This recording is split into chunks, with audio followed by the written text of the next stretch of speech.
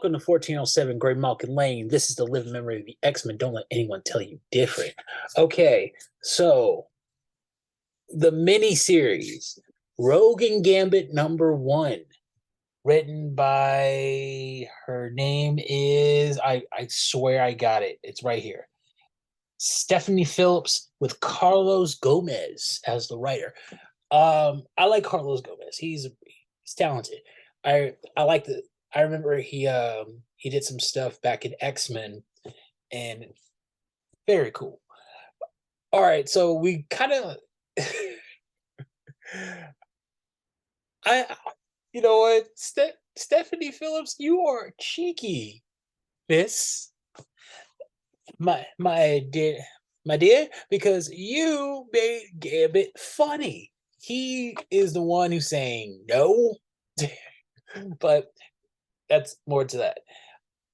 Gambit, we see he's in a ninja battle, and like he's dealing with the Assassins Guild, and he's drunk, so he just getting his ass whooped, talking shit, and Rogue comes along, and you know, apparently Gambit was trying to do something different, like spice up their spice up their love life a little bit.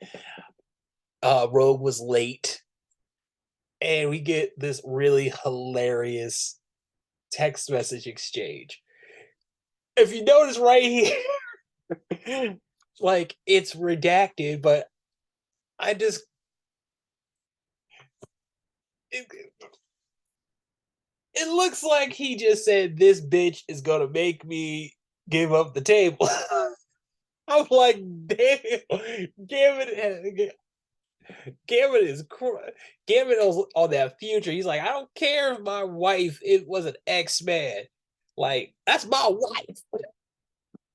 Or like this motherfucker. Nah.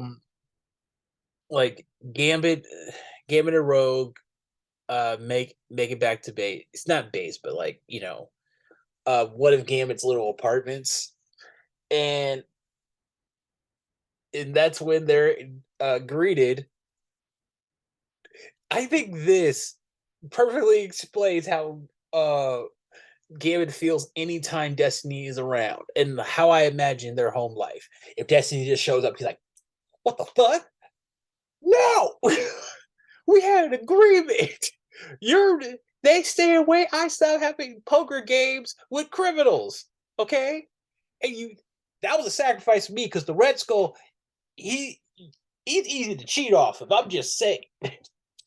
I bought a couple of motorcycles off of him. He it is fun. Like, so Destiny is getting she's trying to recruit Rogue and Gambit, and Rogue's kind of going for it. Like, actually, she's instantly going for it. And Gambit's like, no, no, no. Why? No, no. Which is a totally reasonable response with Destiny and or Mystique, because you can't trust them. They tell you a version. They tell you like something's coming up in the future, and I need you. And they don't give you any kind of information. She's basically a plot device at this point, and I think she knows it. But Destiny wants Gambit and Rogue, and by this little exchange between the Gambit and Destiny is great. Um, if you follow me on Instagram, you already know how I responded to it.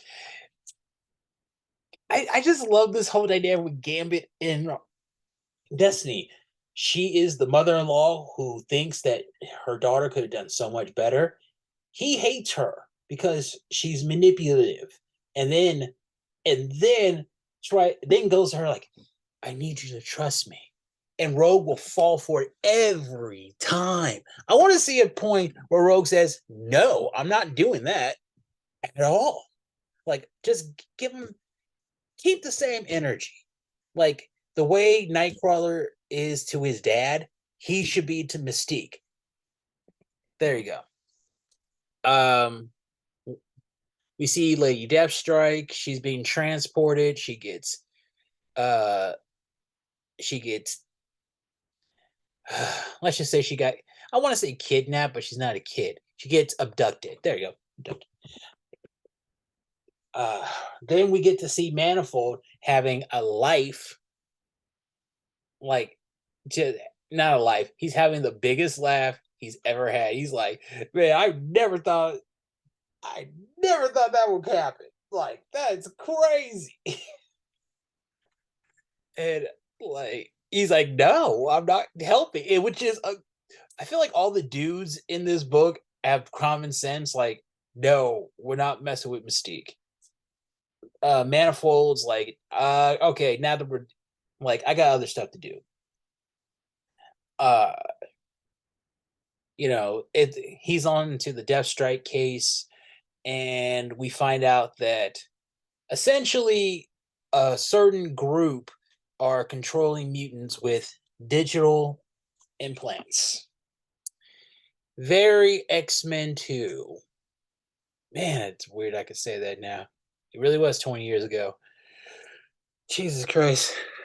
Feeling old. All right, I'm giving this book a 4.25. I really like the art. I feel like the writer really knows these characters. It's great. Um, Everything about it, like, I like how the characters. I like how the story's kind of flowing, but we don't like. It's all set up. Really, this book is mostly set up for what's going on, and then by issue 3, that's when we're going to find out what's really going on. And then 4, and it's probably going to go up to 4.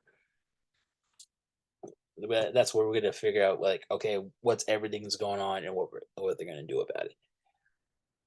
What do you guys think? Like, share, comment, subscribe. Uh, okay, if Rogue and Gambit were, if this book was like a movie or a TV show, what TV show or movie would it be? If it was a movie, I would say like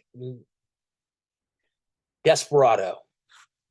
If you ever see Desperado, just like that. And if it was a movie, I would say um I could see it getting a little Atlanta-ish. Atlanta. Okay. This is 1407 Grand Mountain Lane. I'll see you soon.